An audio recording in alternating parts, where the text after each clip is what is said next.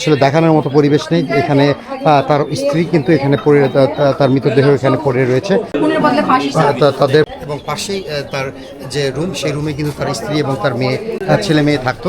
কিন্তু এখানে গত রাতে, গভীর রাতের দিকে একটি মর্মান্তিক ঘটনা ঘটেছে।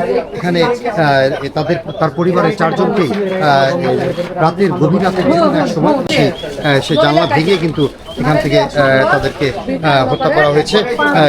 তবে আরেকটি বিষয় রয়েছে, তার বাবা জমির উদ্দিন, তিনি কিন্তু এই যে পার্শ্ববর্তী যে রুমটি দেখছেন সেই রুমেই কিন্তু ছিল। আমি আপনাদেরকে এই বাড়ির ভিতর থেকে দেখানোর চেষ্টা করছি যে এই হাবিবুর কিন্তু তিনি একজন গরুর ব্যবসায়ী।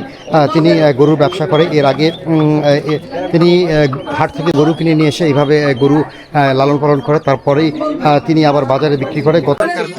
একেবারে হয়ে উঠছে এবং এখানকার মানুষের চোখে মুখে ছায়া আমরা লক্ষ্য করতে পারছি। মানুষ একেবারে আতঙ্কিত হয়ে রয়েছে। আমার পিছনে যে বাড়িটি দেখতে পাচ্ছেন, এটি হাবিবুর রহমানের বাড়ি। তিনি তার এক মেয়ে এবং ছেলে, তার স্ত্রী সহ এখানে বসবাস করতেন। আমার পাশে যে রুমটি দেখছেন সেই রুমেই কিন্তু হাবিবুর রহমান থাকতেন। আমি রেমতপুর উপজেলার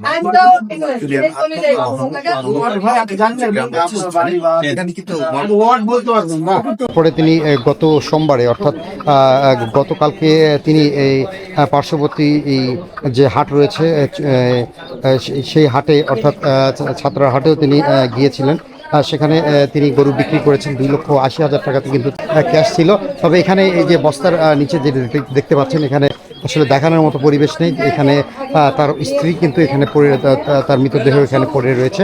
এবং আরও একটি বিষয় আপনাদেরকে দেখানোর চেষ্টা করছি যে এই বাড়ির ভিতরেই দুটি রুমে কিন্তু নৃশংস এই জঘন্যতম হত্যাকাণ্ড ঘটানো হয়েছে।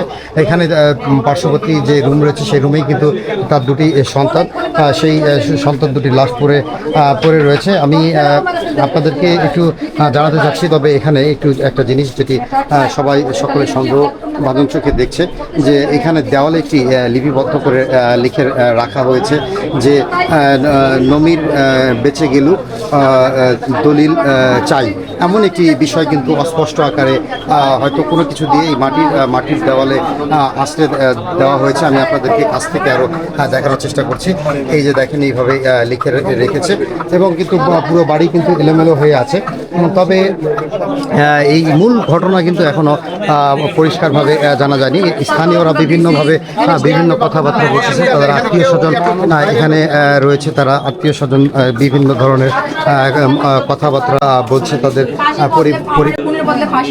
তাদের পরিবারের লোকজনের কাছ থেকে। আমরা একটু শোনানোর চেষ্টা করছি যে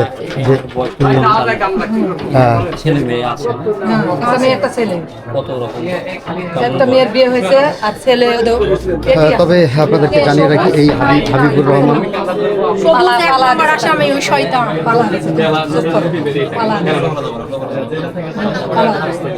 তবে এখানে আমরা যেটি লক্ষ্য করছি যে বাহিরে কিন্তু অনেক লোক এখানে এসেছে এবং মানুষজন এখানে ভিড় করেছে দেখার জন্য।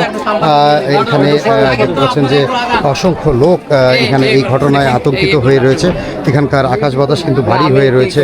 এখানে আপনারা দেখতে পাচ্ছেন যে নারী পুরুষ সহ সকলেই এক নজর দেখার জন্য এবং এই উৎকণ্ঠা হয়ে আছে যে আসলে এই হত্যার পিছনে কি যে রহস্য রয়েছে, সেই রহস্য জানার জন্য কিন্তু এখানে এসেছে।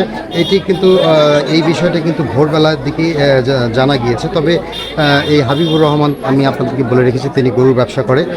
আপনি কি স্থানীয় এখানকার? স্থানীয় নয়। এই হাবিবুর রহমানের স্ত্রী, তার নাম কিন্তু পপি।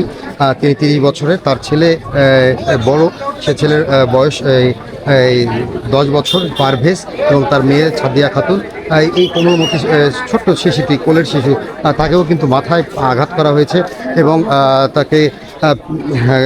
তাকেও জবাই করে হত্যা করা হয়েছে। তাদের ঘরের ভিতর কিন্তু তাদের মৃতদেহ পড়ে রয়েছে। এখানে পুলিশের জেলা পর্যায়ে ঊর্ধ্বতন কর্মকর্তা এবং পিবিআই এবং সিআইডির ঊর্ধ্বতন কর্মকর্তারাও কিন্তু এখানে এসেছে বিষয়টি তদন্ত করার জন্য। আমরা এখানকার আপনাদের সার্বিক পরিস্থিতি দেখানোর চেষ্টা করছি যে এখানে কিভাবে কি ঘটনা ঘটেছে।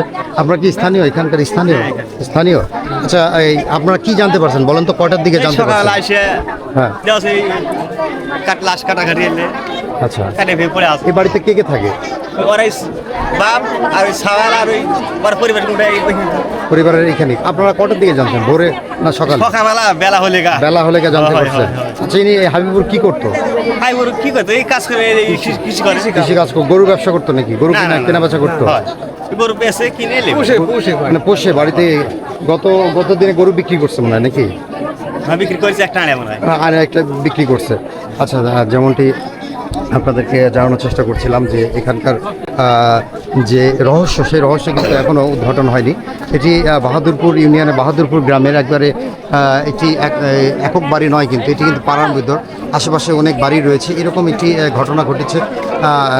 অবশ্যই কিন্তু আশেপাশের লোক কিন্তু জানার কথা, কিন্তু তারপর জানা তাদের পক্ষ থেকে সম্ভব হয়নি। আমরা তাদের আত্মীয় স্বজনের সাথে কথা বলার চেষ্টা করেছি, তো তারাও কিন্তু এই বিষয়টি সঠিকভাবে